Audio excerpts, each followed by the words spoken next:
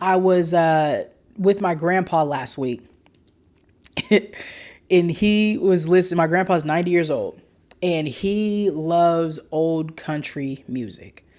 I think a lot of old like black folks, a lot of they just love old country, right? So he's listening to the Music Choice channel, and it's some old white country song. And I'm looking at his TV and I'm like, I'm about to show my grandpa that he could see me on this same TV. Because he's always appreciated and loved what I do from like, I show him pictures on my phone, but he hasn't been able to like really seen it. So I was like, ooh, let me see if I can show him on YouTube. So I go to YouTube and I go and you hit the remote and you say the thing and I go practice. And then I go, you wish. And my picture pops up and a bunch of my videos pop up. And he goes, who is that? And I said, that's me. And he looks at me and then he looks at the screen and he looks at me. And he said, you on TV?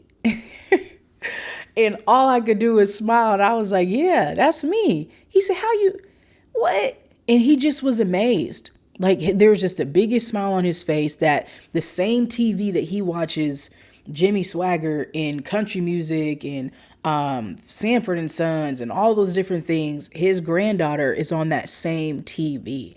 And he don't really know what YouTube is. He don't really know how the TV works because he's 90. Like back in his day, literally it wasn't a smart TV. It just was a box, right? And so for him to look at the TV and see me blew his mind. So he then takes his pen and his paper and he writes down YouTube, you wish, and practice.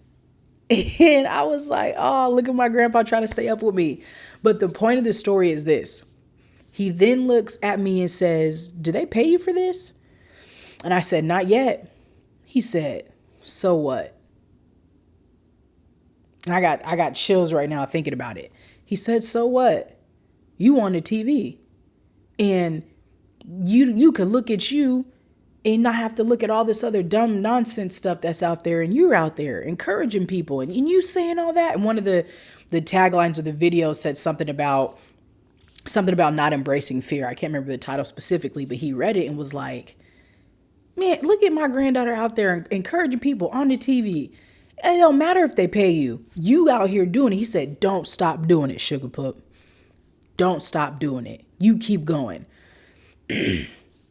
And for me, that was all the gas that I needed to be able to say, you know what?